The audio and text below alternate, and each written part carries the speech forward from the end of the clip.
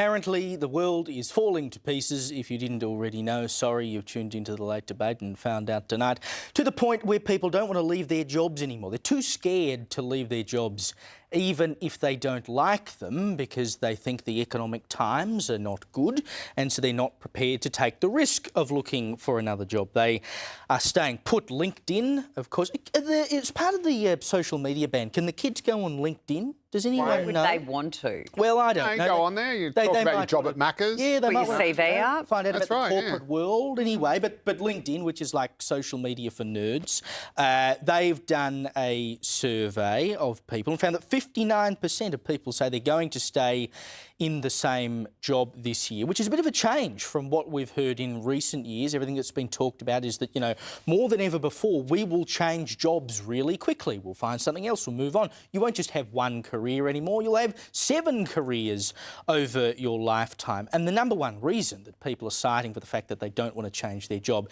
is economic uncertainty. They don't feel like they can go and find another job. They feel like competition has increased significantly. They're worried about AI. There it is, AI again. They feel that if they don't have AI skills, they don't have the ability to get another job. People perceive that if you have AI skills, but you're less qualified in the actual, you know, applicable job merits, they will give the job to someone who can use AI instead. But of course, young people always come up with new terms for all of this stuff, right? I mean, this is just... Because he lives. You know, yeah, exactly right. They're calling it job hugging, i.e. they won't let go of their job. Do we need a word? No, is that the same we don't. as quiet quitting? Yes, that's right. Says you Which just was like you'd sort of hang on. You don't really want to be there. You don't do a lot of work. Don't do anything. Like job hugging. Just I'm say, job hugging. I hate my job, which is what a lot of people have said for a long time. It's the most... I'm just so sick of there being new phrases for stuff that everyone's been doing for generations. I mean, but really what this also says is perhaps the Albanese government and their great economic narrative isn't going so well when those on the ground in these jobs are starting to say, well, things don't look real bright out there. I think I'll stay put so I've got a bit of security going forward. But I don't think it needs its new special name. I think it's good. You know, it's good that they're getting a little bit of, you know, humility. You know, they're learning how the world AI works. told them how. All these kids who think that, you know, they can go out there and just do whatever they want and just, you know, just pick and choose whatever job. Well, they're the CEO suits at 24 now. Yeah, but they're the CEO of like an internet startup that's got, you know, one bloke and a cocker spaniel. You know, like they're not proper, you know, Gen X, we're the real CEO. We are the CEOs. ones. Gen X, we know what we're doing. But, Exactly right. Because you know why? Because we grew up they in know the everything recession. now. They already think they know everything. No one can teach them anything. And that anyone who's Gen X is an idiot and doesn't know what's going on. Apparently, we're the new boomers, just so you know. But this is the thing. We grew up, you and I grew up in our formative years when we were in high school, in the middle of the recession we had to have.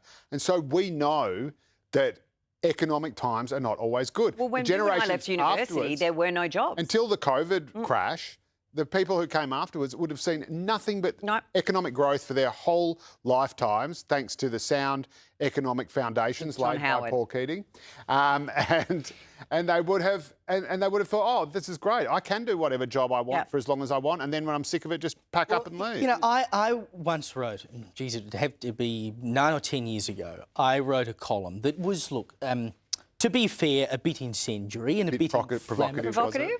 Spicy? But I made the somewhat controversial statement that young people should be put through another world war so they could learn how the world actually works and about sustainability and about the fact that money doesn't always come off the tree, etc. You were now, a lot of people got before angry. your years. A lot of people got angry about it and said, how dare you advocate for war? I was going to leave it at recession, but you've gone for tens of millions dead. No, but look, horses for courses. The point but we get better movies out of COVID.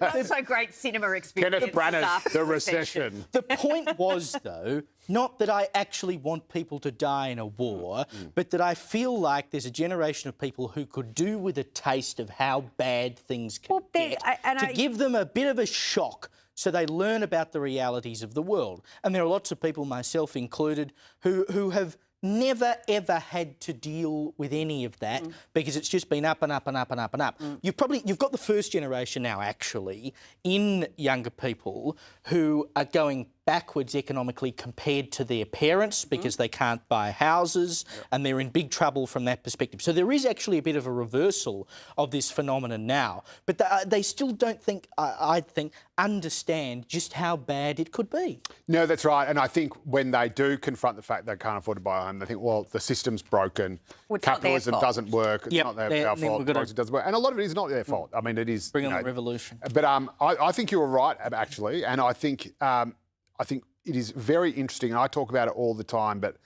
no one else seems to. But just the fact that Vietnam was basically the first time, there were efforts to, like conscription was fought against during World War I and everything, but Vietnam was really kind of the first time when instead of everyone going, oh, we're at war, are we? Okay, yep, where are you? Off you go, sign up. Where do you want me? I'm on the boat.